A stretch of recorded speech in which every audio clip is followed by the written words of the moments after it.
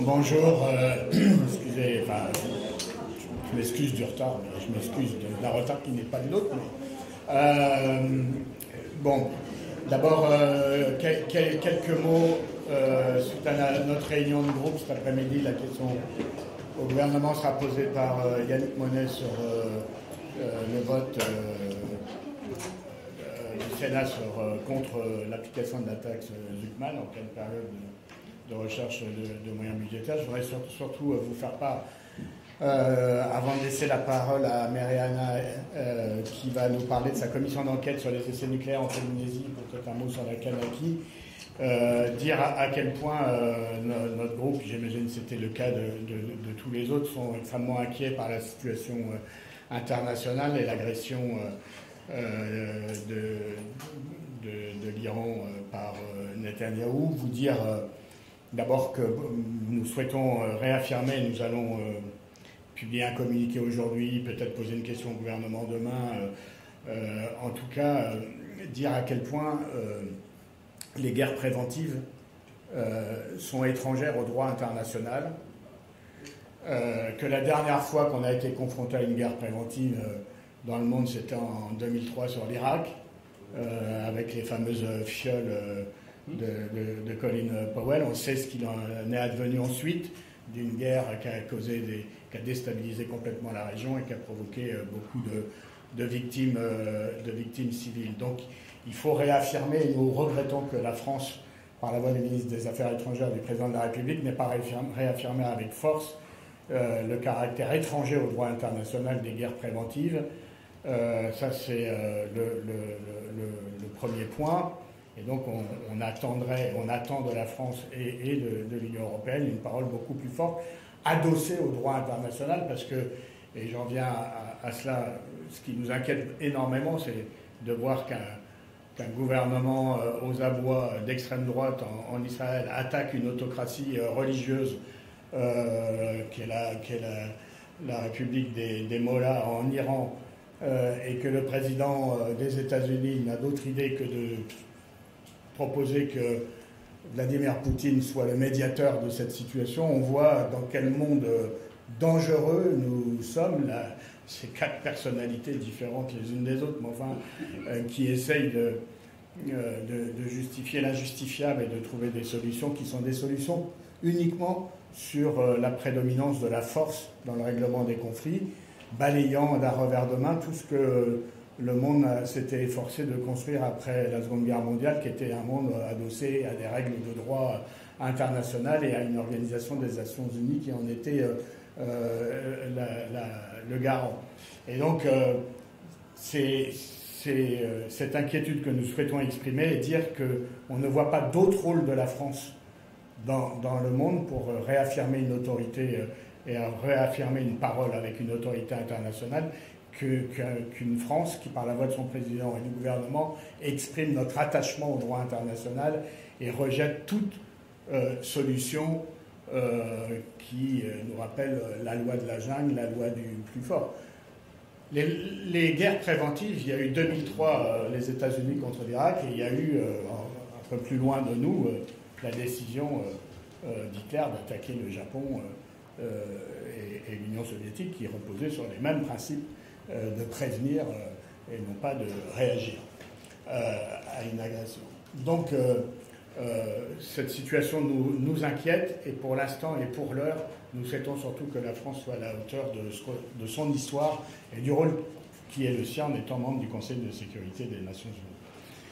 Voilà, nous en profitons quand même, puisqu'on parle de l'Iran, de réaffirmer, parce qu'on n'en parle pas beaucoup dans la période, mais qu'on a quand même 2 compatriotes qui sont retenus en otage depuis plusieurs mois en Iran. Leurs photos sont devant les grilles d'ailleurs de l'Assemblée nationale. J'étais présent avec les familles quand on les a, et la présidente de l'Assemblée les a apposées.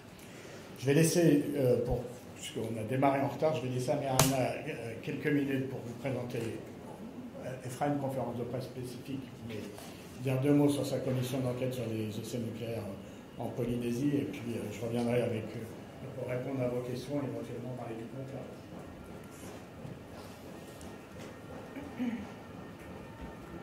Merci Stéphane. Donc, Yorana, mesdames et messieurs, un petit mot pour saluer donc, la sortie de prison de nos frères et sœurs Kanak qui étaient détenus depuis pas mal de mois. Il faut juste rappeler qu'ils ont été arrêtés, malmenés et je dirais exilés et répartis dans les 4 coins de l'Hexagone.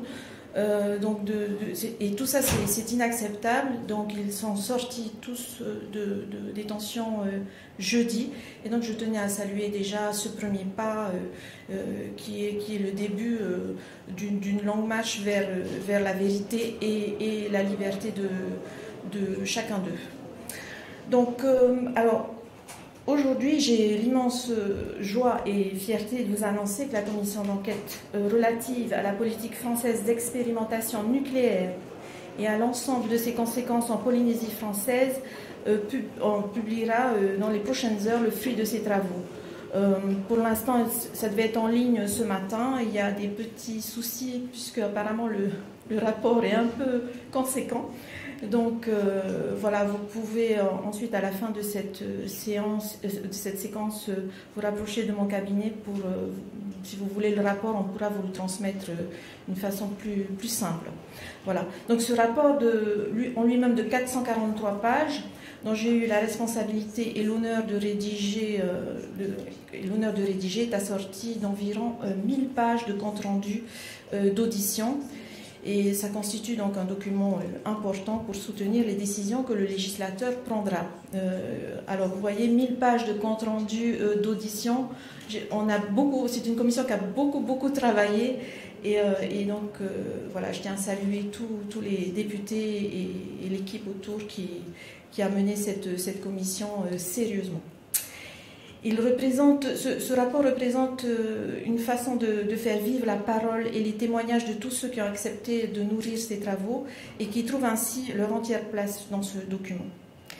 La commission a permis de faire la lumière sur une période encore douloureuse de notre histoire et elle a contribué à rétablir un peu de vérité dans un nuage de dissimulation. Le rapport démontre que les secrets et les silences ont profondément marqué la population polynésienne et aussi tous les vétérans qui ont participé à cette aventure du centre d'expérimentation du Pacifique et continuent 30 ans plus tard de toucher tous ces acteurs. Les responsables connaissaient les risques, mais ont quand même pris la décision d'y exposer les Polynésiens et leur environnement, mettant en péril leur santé. Aujourd'hui, il est temps de reconnaître les torts causés et de reconstruire le lien entre l'Hexagone et la Polynésie. Donc, mesdames et messieurs, les travaux de la Commission concluent à la nécessité de refonder l'approche du fait nucléaire en Polynésie française pour apporter une juste reconnaissance et une réparation effective des conséquences du centre d'expérimentation du Pacifique. Alors, demain, j'aurai l'occasion ici même, à 10h, de présenter les principaux éléments de conclusion du rapport et mes recommandations pour la suite. Alors aujourd'hui, je salue à nouveau tous ceux et toutes celles qui ont concouru à leur mesure à ce travail. Et j'ai une pensée particulière à mon groupe GDR, Gauche démocrate et républicaine, qui par 2 fois a consacré son droit de tirage afin de mener ce travail jusqu'à son terme. Donc voilà, je vous invite à nouveau à vous rapprocher de mon équipe qui est là pour donner vos adresses. On vous enverra le rapport s'il n'est pas encore disponible sur le site de l'Assemblée. Avec grand plaisir et bonne lecture à tous. Merci. Il reste très peu de temps, donc je vais laisser la place aux questions peut-être, s'il y en a. Oui, bonjour César, moi Tribune, je te passe le micro. Quelle est votre position sur le projet de loi simplification, d'une part, et sur la suppression des ZFE qui semble inévitable? Qu'est-ce que vous allez faire comme initiative parlementaire? Merci. Alors, sur la loi simplification, nous allons voter contre. Une loi fourre-tout, sur laquelle je ne vais pas m'étendre davantage.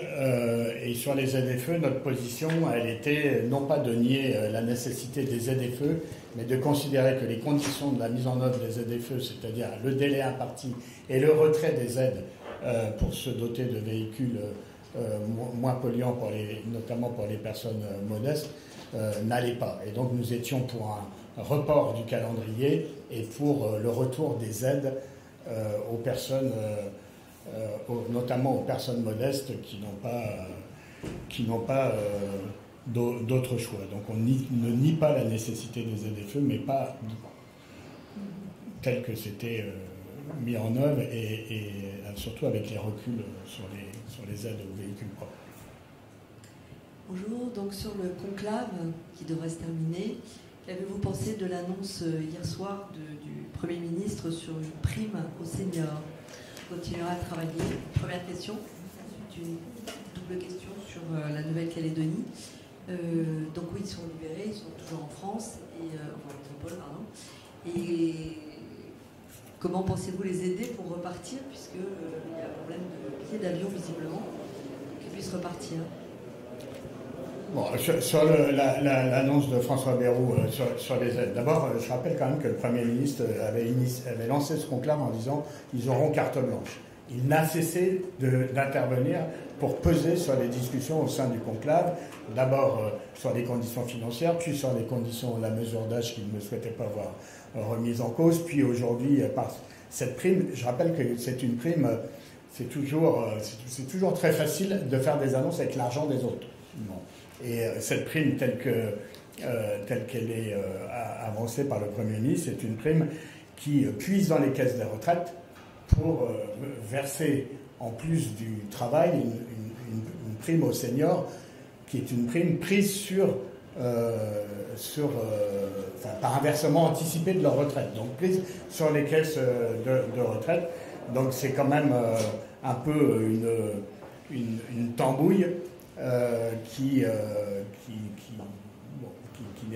n'est pas correcte et qui vient peser une fois de plus sur les négociations de ce conclave qui finalement a eu sur son chemin beaucoup de totems et de tabous mis par le gouvernement, contrairement à ce qu'il s'était engagé au début. On verra si néanmoins, avec cette ultime proposition du gouvernement, il y a un accord ou pas, et puis en fonction de l'accord ou du non-accord, nous aurons la réaction. Je rappelle que nous allons lancer une plateforme de signature pour soutenir les conclusions de notre résolution sur les retraites votée majoritairement pour abroger la réforme à 64 ans, pour demander, comme je l'avais fait à la fin de mon intervention, demander au gouvernement